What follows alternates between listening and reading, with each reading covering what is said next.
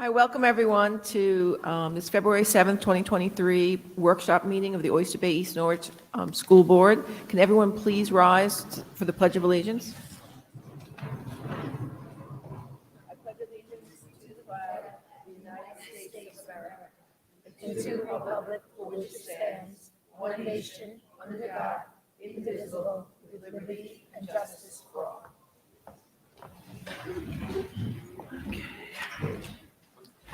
Okay, I'd like to turn it over to Dr. Yanni for the superintendent's report. Thank you, Ms. Kowalski, and good evening, everybody. Tonight, we will have a chance to recognize several groups of students. Nights like this are a very special evening because we are able to demonstrate to the community that we have wonderful students that excel in pretty much everything that they do. And we are so proud of them. So you will see and you will hear tonight from the presentation. So starting with some of the awards that our students received, we are proud to announce that Oyster Bay High School senior Paige Sweeney has been selected to receive the Gold Key Award for Film and Animation from the prestigious Scholastic Art and Writing Organization.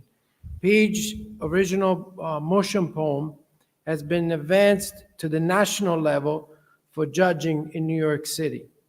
National medalists are eligible for a scholarship for up to $10,000 and will be announced on Wednesday, March 22nd. I'm looking forward to that. This is an amazing achievement. We wish Paige luck and success in all our endeavors as a young writer. Congratulations, Paige.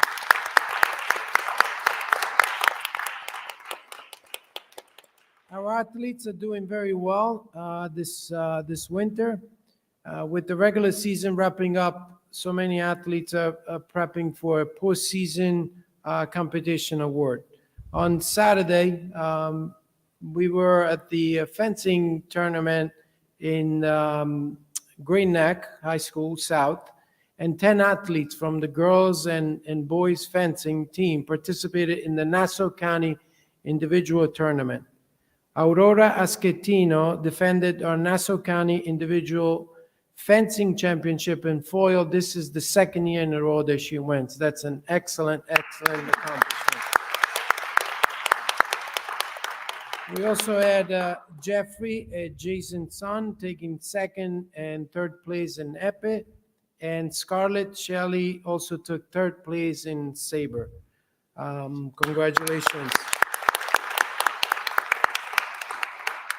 When you go to this tournament, and Ms. Kowalski was there with Mr. Kowalski, you could see how large schools they're competing against us, and we're such a small school, and we have the same energy, same power that they have. So it was quite impressive.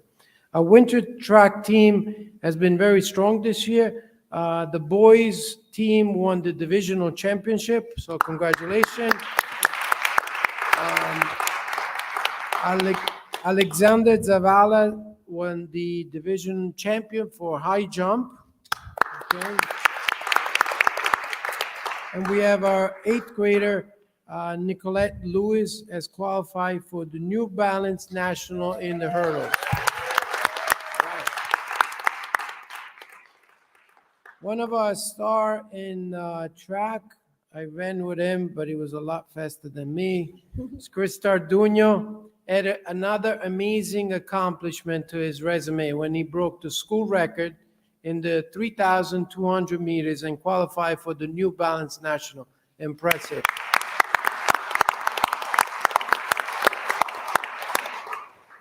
Last week, we had the second grade science night provided an evening full of experiments and fun nights for families and students at the Roosevelt.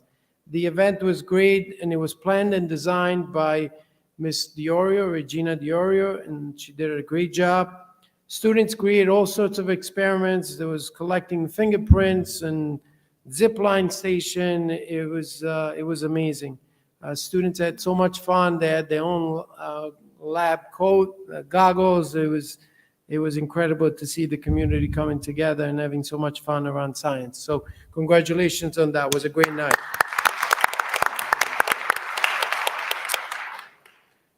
For the past few months, we have been trying to plan for another college trip in order to make up for the trip that the 10th grade students had in the past. When I became superintendent a few years ago, not in this place, in another place, I never really understood why it took so long to create a school calendar. And it was about 6 months in the work and back and forth and so many people. And I never really understood until this past 2 weeks. We've been trying to schedule a college trip that would accommodate pretty much everybody, and has been shorter than a nightmare. We were not able to find a date that will work for everybody without creating any major conflicts. It has been, we looked at dates, we look at the Monday and Tuesday, and then I will call Miss Geopack at 7 o'clock, 8 o'clock at night, Sunday in the morning, and then I would talk to Miss Kowalski, and then I would talk to my athletic director, and we were not able to find a date that we were comfortable, that would not create conflict, and it would not create additional problems. We always reflect on what we hear from the community, and that's why I love this community, because if something is not right, they just say it, and we listen. We go back to the drawing board, so somebody can look at us and say, well, you already sent a date, now you send another date, now you take another date. It doesn't matter, because at the end of the day, that's what I would do with my own kids, in my own family, and that's what I'm recommending to the board tonight. What I am recommending is to postpone the trip and have a combined trip in November that we have time to schedule, and it would be a 10th grade and 11th grade that would have the same experience, that would be not rushed, and on top of that, we would have time for the colleges to plan with the colleges instead of last minute changing back and forth. So my recommendation, Ms. Kowalski, to the board is to postpone this trip. I don't know if the board has any questions. I'm willing to discuss, since I've been deeply involved into this trip. And I didn't find a solution, and sometimes it's painful for me because I'm a solution seeker, but this time I was not able to accomplish that. Well, I want to thank you, first of all, because I think I was worried that by changing it all the time, you were going to have conflicts with the colleges, and you may not be able to get into the colleges you wanted to get into, et cetera. So I do like the idea that we're going to have more time. In the past, we've had this trip in January, which has always made, I know several of the board members have made comments that they didn't love the idea of the students traveling on buses in the winter. Especially when they were traveling down to North Carolina. So I'm very happy that you're moving it, and I think November is probably a good time because it's at the end of sports, between the two seasons. So I'm happy with that. Does anybody else have any comments? I just want to thank Dr. Yanni for postponing and not eliminating, because I really am a proponent of this college trip, and I think it's a great experience for the kids. And if we can get everyone to be able to participate, I think it's the best solution. So have we ever had a college trip which had both two grades going? We didn't, but there's always a first time, and that's what we will. The high So school we will be will. kind of empty. We will. Okay. Any other comments from the board? No? Okay. I just want to thank you for your support again, and I want to say to the community and to people listening that we don't just say that we value everybody in our community. We do, we say it, and we mean it, and we act on it. And sometimes the worst thing as a leader is to go back and forth, but I am comfortable that that's the right decision for the students. And so thank you for your understanding. Just another quick update. The board, one of the committee of the board is the athletic committee. So we met last week. Mr. Bozy was on the committee, and Ms. Nora Wenhausen.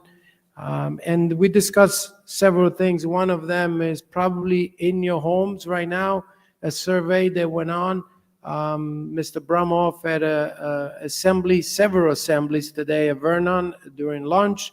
So hopefully you received the surveys home about the sports and what students are taking and the future and the wonderful opportunities that we have in this district. So hopefully you got that. That was a direct product of the work that we're doing in that committee. Hopefully you had a chance to see the school store, to buy gear to support our students.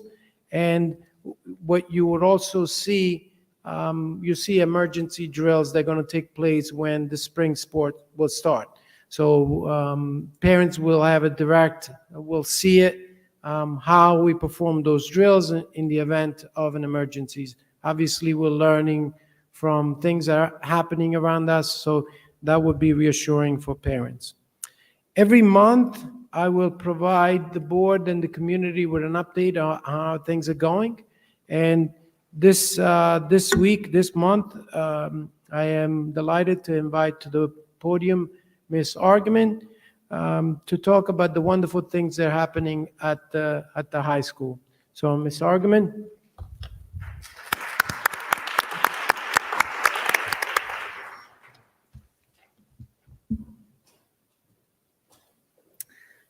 Good evening. Thank you so much for allowing me to take some time tonight to highlight the impressive accomplishments of the students at Oyster Bay High School. Tonight, we will be reviewing some building and department highlights. We'll honor some of our students, and at the end, you'll actually get to hear some presentations from our students. And I know that by the end of the night, each of you are going to share the same pride that I do in our students. In the past few weeks, the administration at Oyster Bay High School has worked hard to address some areas of concern, one being attendance. As you can see, we've made some impressive gains in the area of attendance and the number of students who have been attending school each day. This, of course, means that our students are spending more time in their classes, which ultimately will lead to them having more opportunities to succeed academically. A few months ago, the art department, under the lead of Miss Erica Gilio-Pack, decided to update our art hallways. The art hallways have been painted a fresh shade of white and will now display current artwork of our students on a rotating basis. It's been really cool to see our students and faculty stopping, taking pictures. Students are taking selfies of themselves in front of their artwork. Teachers are asking kids about the artwork that they see in the projects. So it's been a really amazing addition. We also wanted to honor the murals that had been hanging on our walls for so long, and so we took pictures of those, and they've been framed and are now hanging as well, so that people can still come by and see the murals that had been on those walls before. We've also made some updates to our academic wall of honor, and we now have our honor roll students' names posted. And again, it's been great to see students stopping by to see if their name is there, showing their friends, and really showing some pride in their accomplishments. Last month, we also started a Student of the Month, which is being posted in this hallway. So nominated students have their photos posted along with a blurb that was written by the teachers who nominated them, celebrating their accomplishments in the selected academic area. One of the coolest things that came out of this is that the 3D Printing Club approached me and asked if they could get involved by making nameplates for every student. So we've been adding 3D printed nameplates with each student's name, which we give to them at the end of the month along with a certificate. So that's been a very nice partnership as well. If you have not had a chance yet to check out our Baymen TV broadcast, you definitely should. This club this year has really taken off, and we seem to have a few budding sportscasters here in the Bay. Students are working under the direction of Mr. Donahue. They've been recording and broadcasting the games, which can be watched on their YouTube channel. In addition to recording the actual games, the student broadcasters have been interviewing players, coaches. I've seen them interview alumni who have come for games. It's been really wonderful to watch them get firsthand experience in sports broadcasting, which I think is going to lead to a couple of them looking to study this in college. So that's been pretty exciting.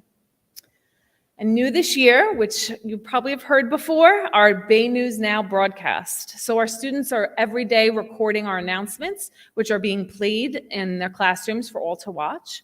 Mr. Dahlin and the students have done an amazing job, and it's really been actually impressive to see how much they've learned and how much has developed over the last few months under his direction.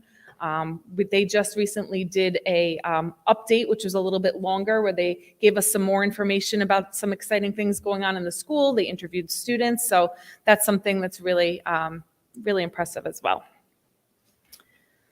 As part of our commitment to keep students and families involved, we've created an Oyster Bay High School Facebook page, which is also connected to our Instagram page. But my favorite part about this is that we use one of our own students as a social media intern, and she creates our posts on Instagram, which then get also posted to Facebook. She's been learning a lot, and her posts have really been developing. We also continue to use Twitter and Remind to send updates and keep everyone informed of anything that they need to know. So please make sure that you're signed up for those Remind texts as well. So as you know, we offer a wealth of opportunities for our students here at Oyster Bay High School, and that really does not end when the bell rings at 2:16. In fact, I think that's probably when the school seems to come truly alive. Each day, our students flock to the Booster Club stand where they purchase snacks to fuel them up before sports and clubs. We recently added some tables for them to use as they eat at the end of each day and catch up with friends over a slice of pizza. They've really enjoyed a lot of the activities that we've done this year, from our very first Friday Night Lights game to pajama days and toy drives for charity. They had a breast cancer awareness activities and so many more things. Our students are really charitable and giving back to the community every day. And in the coming months, we're bringing some really fun and exciting things to our school. The students have been really excited about our upcoming fashion show. We're doing a 4D movie event on Valentine's Day, which is going to be really cool. We have a winter formal that we're planning, our wellness week. They're doing a dress drive for the prom to collect dresses for students who can't afford prom dresses. So there's a lot of exciting things coming up in the next few months. So each department in our school offers different experiences for our students. We're going to just highlight a couple of those things that are going on in each department tonight. First off, our business classes have really grown, and we're offering some really interesting courses for our students. One of the most popular ones is our virtual enterprise course. A few weeks ago, the students were able to attend an event where they showcased their companies. So our two companies, one's called Sherbert's Pharmaceuticals. It's a healthy vitamin-infused dessert.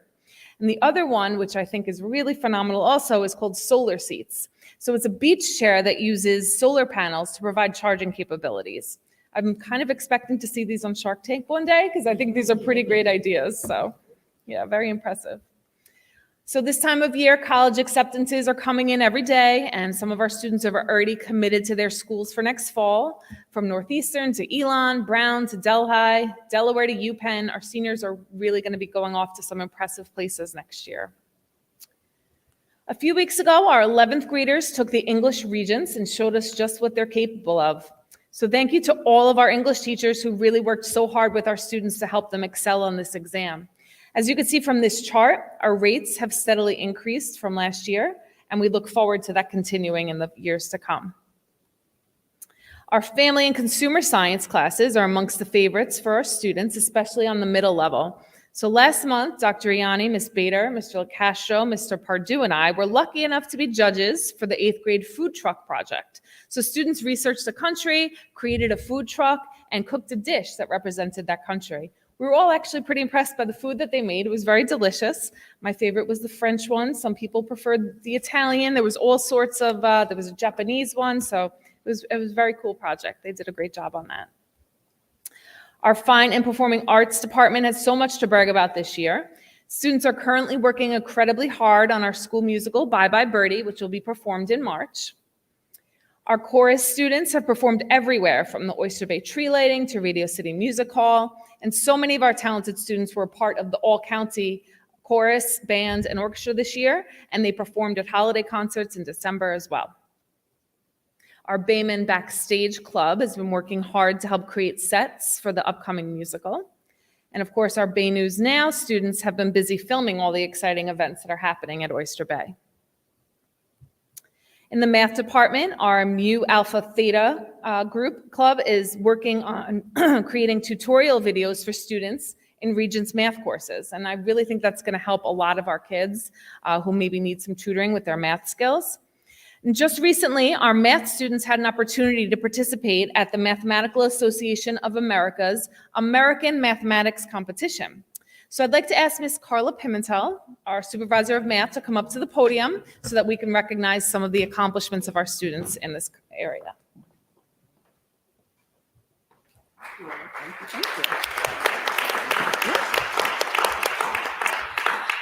I am proud to stand here tonight to present awards to our students for their participation and achievement on the Mathematical Association of America's American Mathematics Competition 10 and 12. I would like to extend a special thank you to Dr. Yanni and our Board of Education for providing our students the opportunity to compete and for the strong educational programs that allow them to excel in competitions such as these. The AMCs are a series of examinations that not only build problem-solving skills, but also foster a love of mathematics through friendly competition.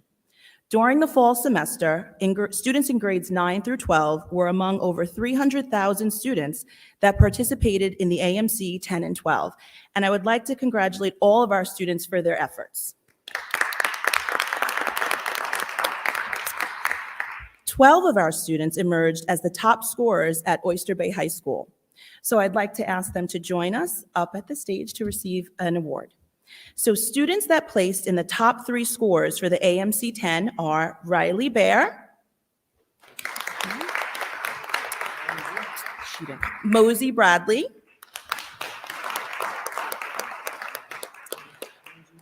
yes, Gwyneth Davey,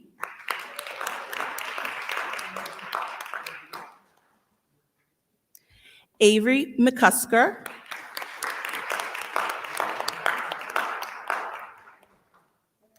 yep, Gianna Paredes,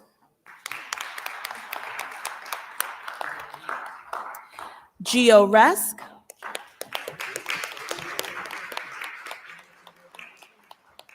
Gabriella Sherlock,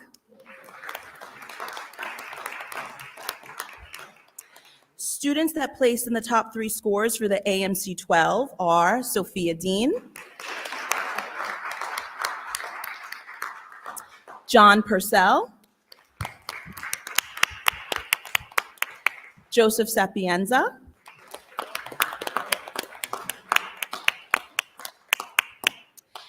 and the winner and student with the highest score on the AMC 10, Adrian Kim,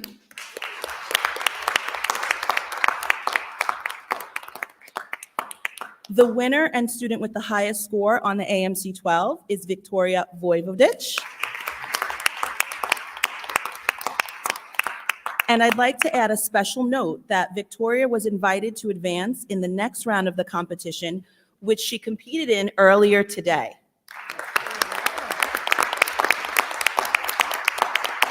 So congratulations to all of you, and I look forward to all of your accomplishments in mathematics in the future.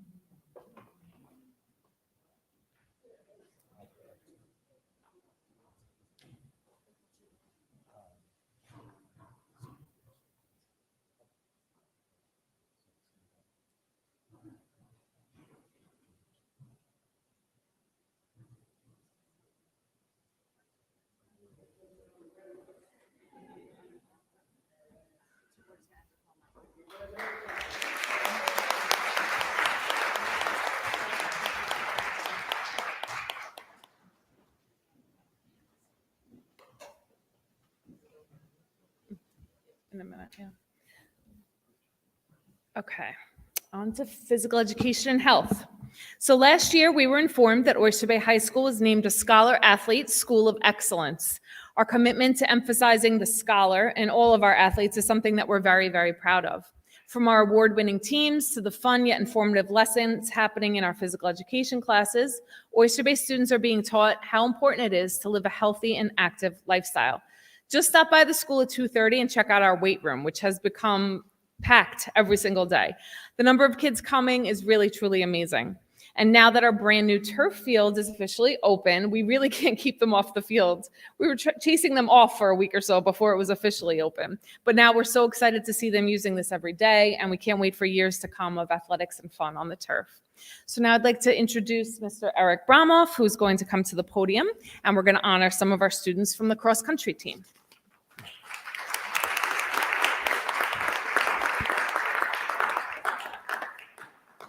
Thank you, Ms. Argaman. At the end of the conclusion of each season, we honor the individual award winners. We weren't able to do that because our cross-country athletes are very busy in the fall. So we definitely wanted to see them recognized, so we brought them back here tonight. We're going to start off with our boys cross-country team, which were the county champions.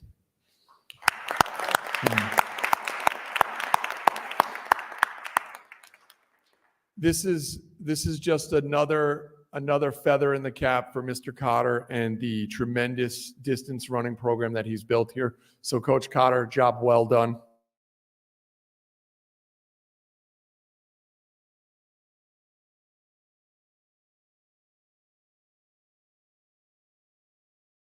Oliver Ketchmer.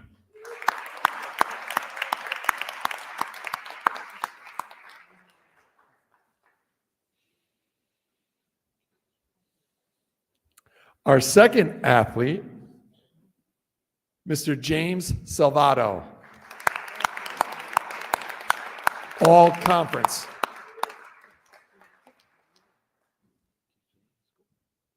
Our next athlete, Mr. Nathaniel Wick, all conference.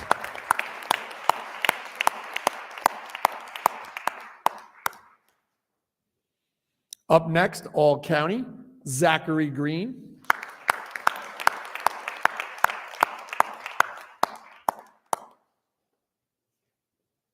Omek Kumar, all county.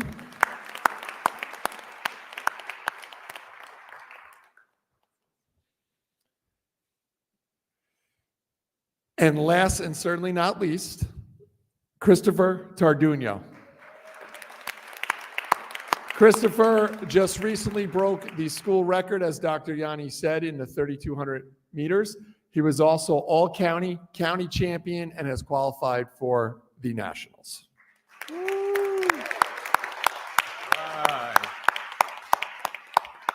Even though cross country is technically an individual sport, I would just like to say that we're going to bring the girls team up here as well, because they work so closely together. They share coaches, they're training partners. So we consider our cross country one big program.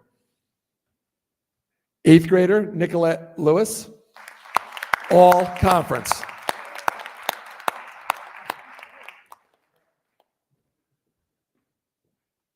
Nicole Walsh, all conference.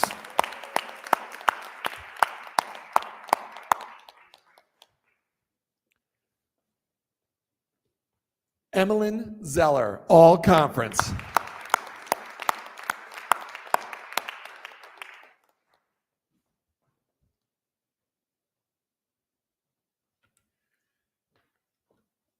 Mia Gagliardi, all county.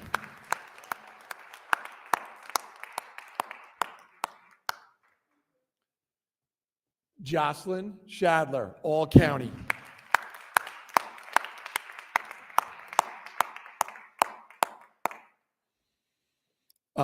And certainly, last but not least, is our valedictorian, Sophia Dean.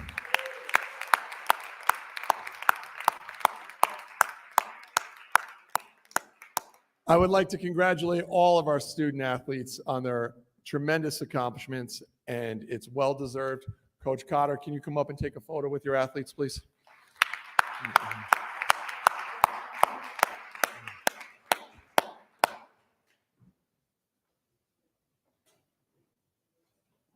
Good job, Kevin.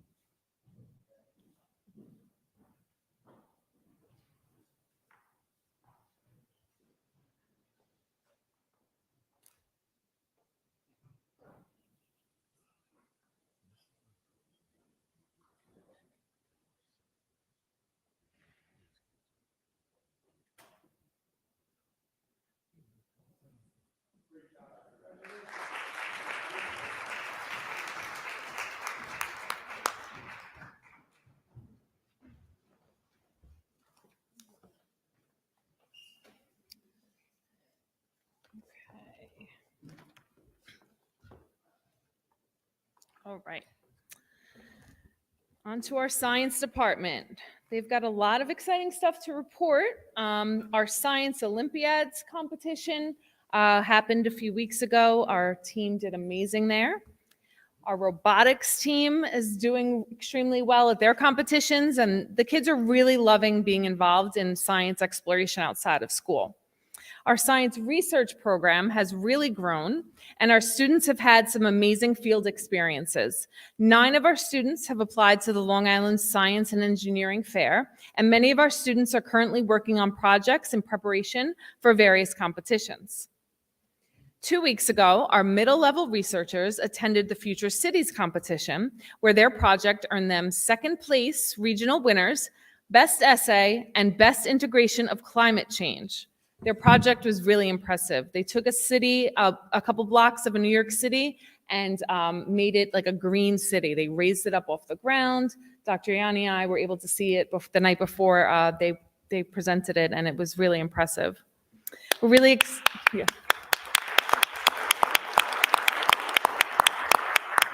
It's going to be very exciting to see what these students accomplish in the future. And a huge thank you to Mr. Aquaro, Ms. Glavin, for all the work they've done to help these students excel in science research.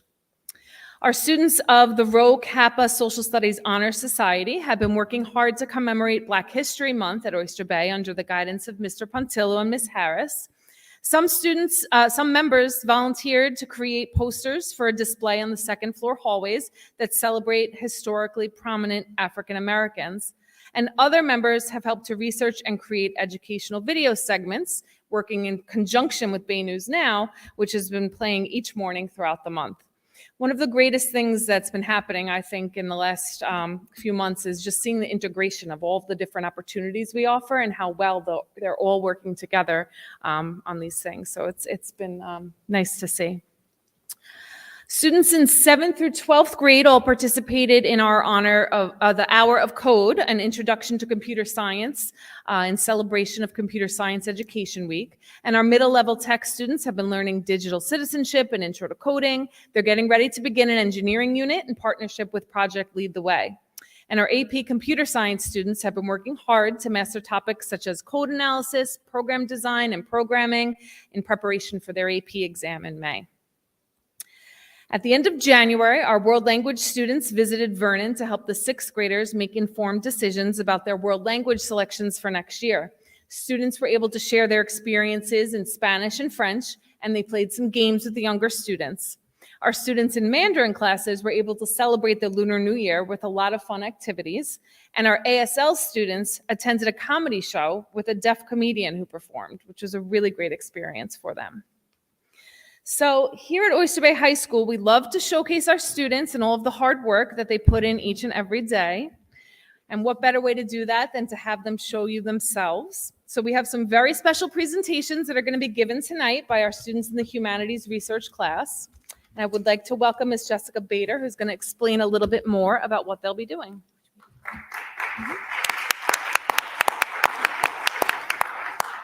Have you ever been told to get off your soapbox? Well, our middle school students who take humanities research with Mr. Sean Hoja have been encouraged to do the exact opposite. Mr. Hoja has taught his students to get on their soapboxes and speak their truths. Out of over 100 students who participated in the challenge, 4 were selected tonight to speak in front of an audience. We're going to start tonight with Ella Kopax, whose topic is the Olympic Village construction, and then we will follow with Jack Gerbosi, who will speak to you about steroids in sports. Come on up, Ella.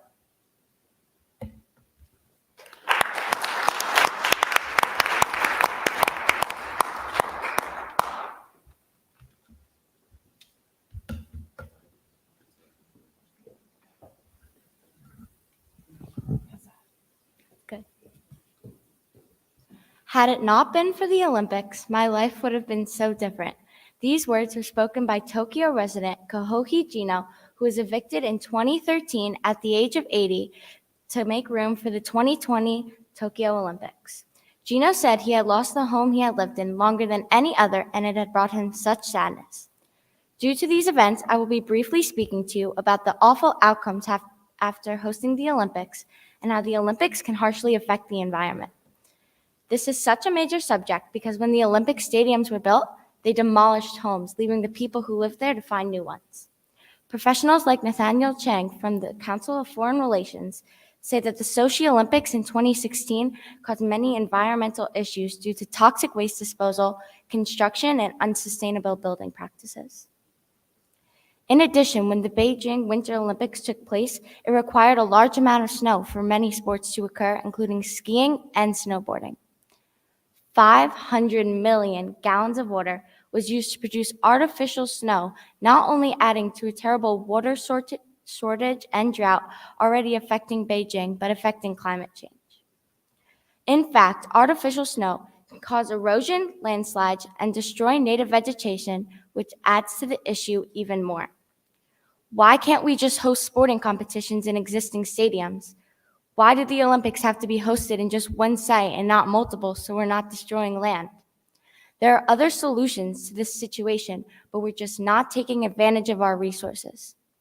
People who support this can make a movement to have the Olympics in a sustainable way. You can be the one that changes the course of this path and turns it into a solution.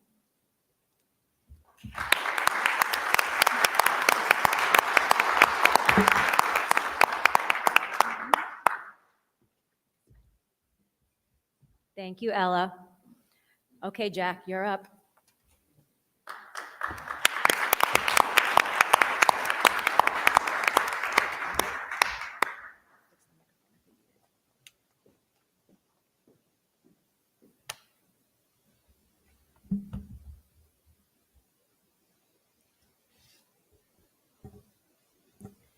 Imagine watching your favorite football team in the Super Bowl on the final play, but bam!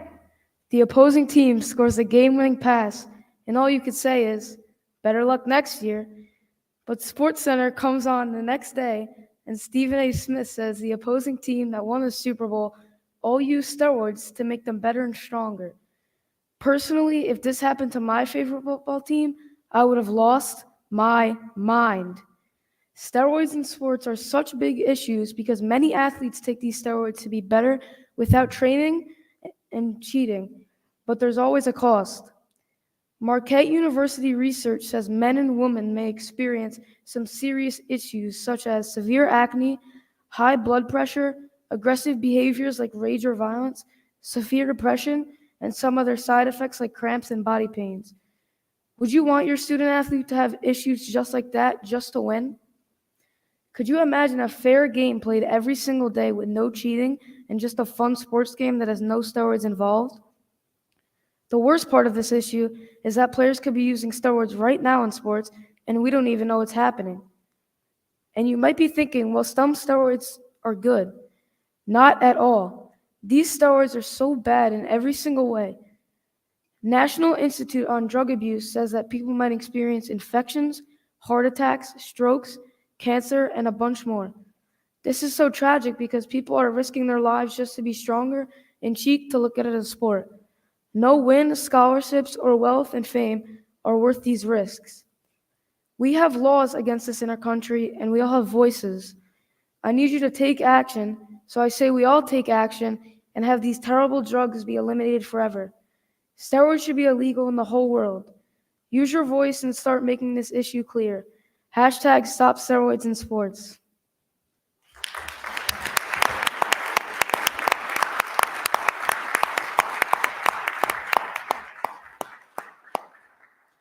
You realize how hard this is, right? How challenging this is. These are our middle school kids. Amazing job.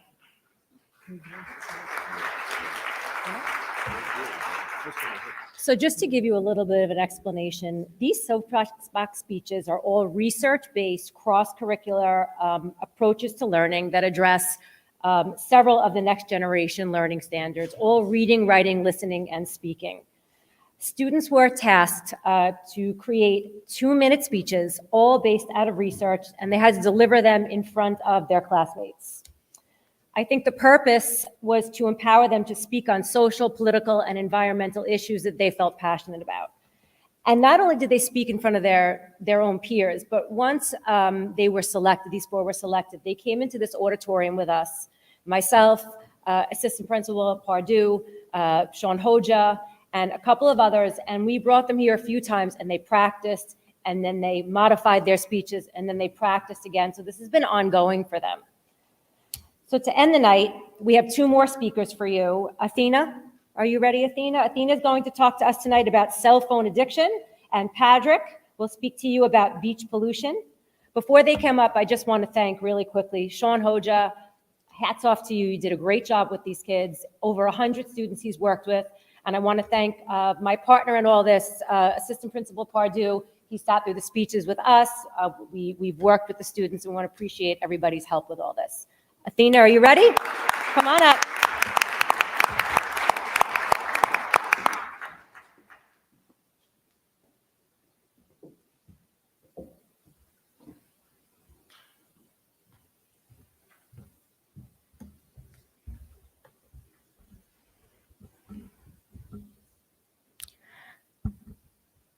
Have you ever just kept scrolling through endless videos at midnight as a result getting barely any sleep? Have you ever just used your phone for hours and can't seem to get off even if your life depended on it? Well, if you do these two things commonly throughout your days, there's a big possibility that you're addicted to your cell phone. And if you are addicted to your phone, you're not the only person. Being addicted to electronics, most often your cell phone, is way more common now than it was in the past for teenagers. This is not surprising because around 77% of Americans own smartphones. Since there is more technology around us, more people can get addicted to cell phones. And addiction is never good. Addiction can lead to many bad things physically and mentally. Having a bad sleeping schedule isn't the only downside to being tethered to your phone all day. The National Library of Medicine research indicates mobile addiction not only has physical effects, but also psychological and academic effects at the same time. Sleep deficit, anxiety, stress, and depression, which are all associated with internet abuse, have been related to mobile phone usage. Also, according to Newport Academy, the nation's leading teen treatment center, cell phone addiction drains our attention. Teens' intense focus on cell phones distracts them. They are not present in their everyday life. I remember when I was trying to tell my friend something. She was so focused to her phone that she didn't even hear me. I had to repeat myself again louder so she can hear me. And every time this happened to me, it was so annoying. It made me feel like I wasn't important to her. And as I said before, there aren't only mental downsides of cell phone addiction. There's also physical effects too. When you're on your phone all day, you're staring at a small screen, which makes your eyes get strained. If we aren't addicted to our phones, we would be more social as a whole. People could be having a good conversation together instead of having their heads down on their phones at the dinner table. Also, people wouldn't be focused on making a perfect video on social media so much, as a result being less stressed. And on top of that, if people are more focused on other things in their life other than their cell phones, they would do better academically. If you or someone you know is addicted to their cell phone, there are multiple ways to spend less time on your phone. One thing that you can do is set boundaries and be more active. For example, try to join in more extracurricular activities like sports and clubs. That's fun for you. Being in more activities will most likely set your mind off of your phone and you will be more social during the day. Also, if you're at home and want to spend some more decent family time, you can try using tech timeouts. Tech timeouts are where your family doesn't use any cell phones during the time period you guys chose. For everyone's sake, we have to take a break from our cell phones, because as we all know, cell phones are not good for our bodies and minds. Cell phones can cause stressed minds and strained eyes, and more importantly, when you're so obsessed with your cell phone, it can lead to broken friendships. So please, try to be more active during the day, because life is what happens when your phone is charging.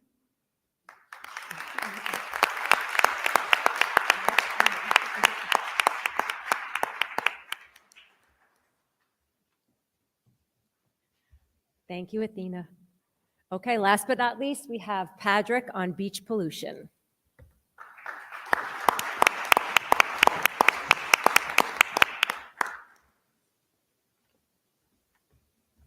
Picture a young kid who just wants to go to Roosevelt Beach.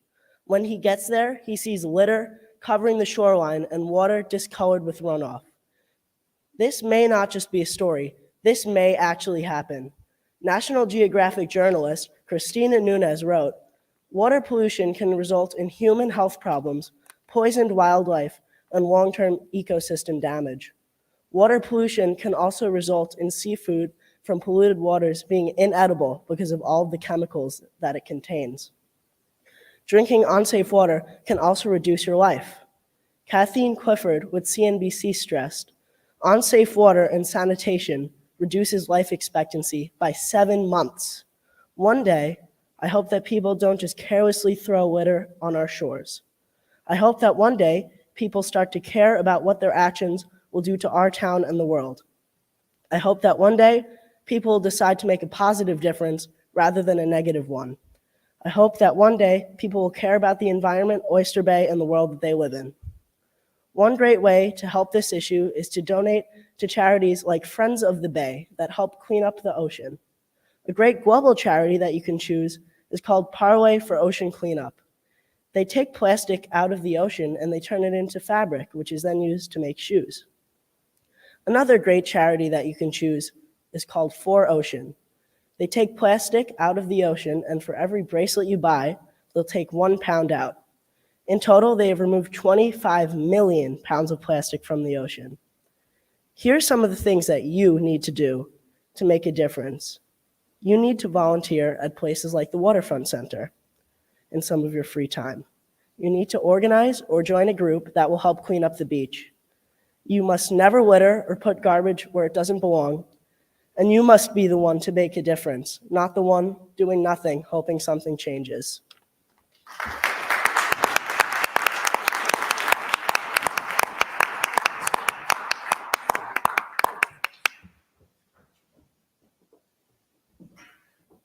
Give them all another round of applause. You guys were amazing. I mean, they're middle school, 7th and 8th grade.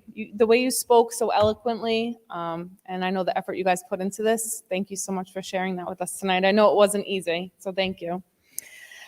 So this is the end of my presentation, and I would just like to take an opportunity to thank all of our teachers, our administrators, and of course our supportive Board of Education for helping us all to empower every child to achieve excellence in our district. Thank you so much.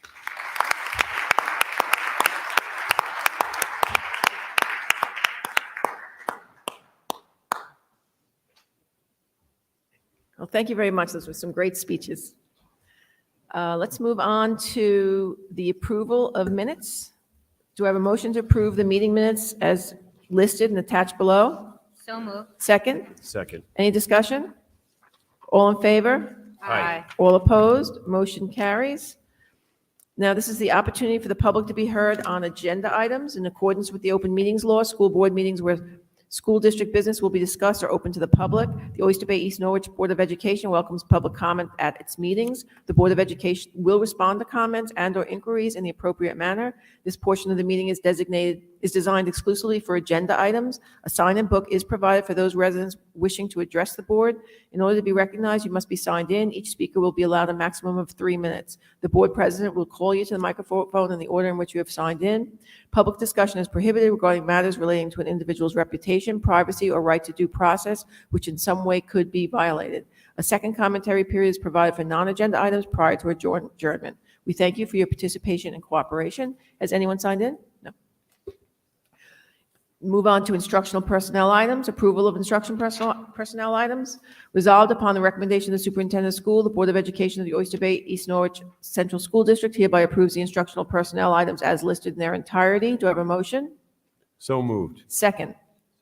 Any discussion? All in favor? Aye. All opposed? Motion carries. Let's move on to approval of non-instructional personnel items. Resolved upon the recommendation of the superintendent of schools, the Board of Education of the Oyster Bay East Norwich Central School District hereby approves the non-instructional personnel items as listed in their entirety. Do I have a motion? So moved. Second? Second. Any discussion? All in favor? Aye. All opposed? Motion carries. Let's move on to approval of business items. Resolved upon the recommendation of the superintendent of schools, the Board of Education of the Oyster Bay East Norwich Central School District hereby approves the business items as listed in their entirety. Do I have a motion? So moved. Second? Second. Any discussion? All in favor? Aye. Aye. All opposed? Motion carries. Approval of special services resolutions. Resolved upon the recommendation of the superintendent of schools, the Board of Education of the Oyster Bay East Norwich Central School District hereby approves the special services resolutions as listed in their entirety. Do I have a motion? So moved. Second? Second. Any discussion? All in favor? Aye. All opposed? Motion carries. New business. Resolved upon the recommendation of the superintendent of schools, the Board of Education of the Oyster Bay East Norwich Central School District hereby approves the new business resolutions as listed in their entirety. Do I have a motion? So moved. Second? Second. Any discussion? All in favor? Aye. All opposed? Motion carries. Now we're moving on to the opportunity for the public to be heard in non-agenda items, and no one signed in. Okay, have like a motion to adjourn the meeting? So moved. Thank you, everyone. Good night. Oh, yeah, we have to have a motion to move into exec for personnel. So moved. Thank you. Good evening, everybody. Thank you.